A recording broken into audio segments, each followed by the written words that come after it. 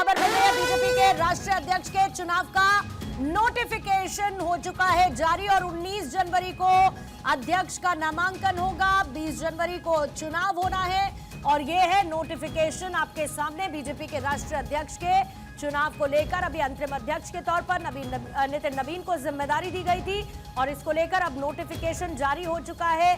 समय सब कुछ सामने आ चुका है और नोटिफिकेशन जारी होने के साथ 19 जनवरी को अध्यक्ष की तरफ से नामांकन प्रक्रिया होगी और फिर उसके बाद 20 जनवरी को इसे लेकर चुनाव होगा।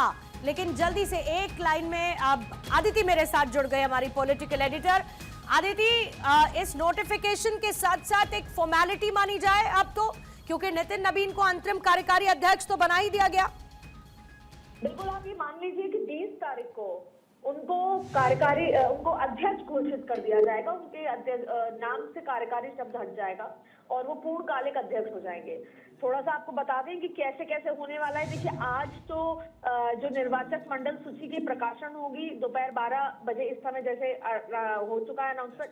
निर्वाचक मंडल सूची मतलब अलग अलग प्रदेशों से वो कौन सी पूरी यूनिट है जो आकर उनके लिए चुनाव करेगी, चुनाव में भागीदार होगी, जो वोट करने वाली है। इसी के चलते दूसरे जो राज्य है उनके मुख्यमंत्री, प्रदेश अध्यक्ष, संगठन के इंपॉर्टेंट लोग आके उनका चुनाव करेंगे। इसलिए राजस्थान, मध्य प्रदेश, छत्तीसगढ़ से लेकर अन्य राज्यों के मुख्यमंत्री 18 तारीख को दिल्ली पहुंच जाएंगे।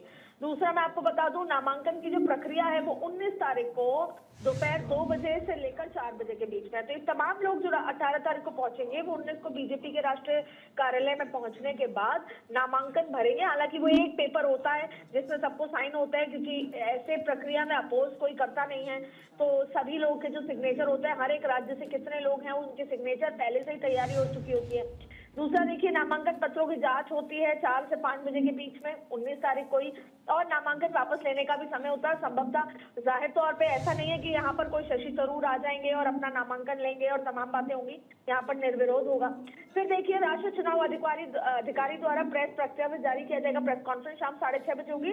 तो आप देख लीजिए कि 19 तारीख को जब 6:30 बजे प्रेस वार्ता होगी और ये वो समय है पूर्णिमा जब आप अपनी डिबेट करती हैं दहाड़, तो संभवतः आप ये अनाउंस कर रही होंगी कि कार्यकारी अध्यक्ष से पूर्णकालिक अध्यक्ष बने नितिन नवीन। और उसके बाद 20 तारीख को एक आधिकारिक घोषणा भी होगी। मतदान अगर आवश्यक होगा वो सुबह 11:30 से 1:30 बजे के बीच में है।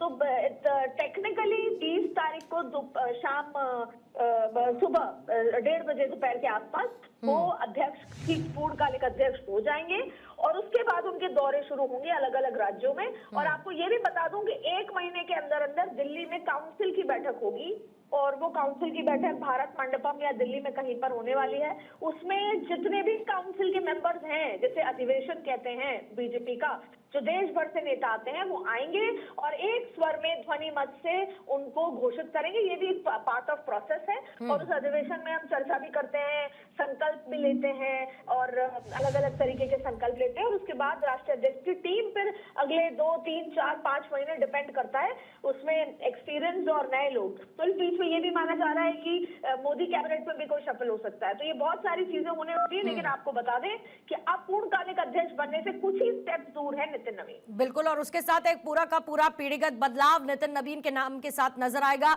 विपक्ष को भी इसमें मैसेज जाएगा कि बीजेपी किस तरीके से लॉन्ग टर्म प्लानिंग के साथ आगे बढ़ रही है।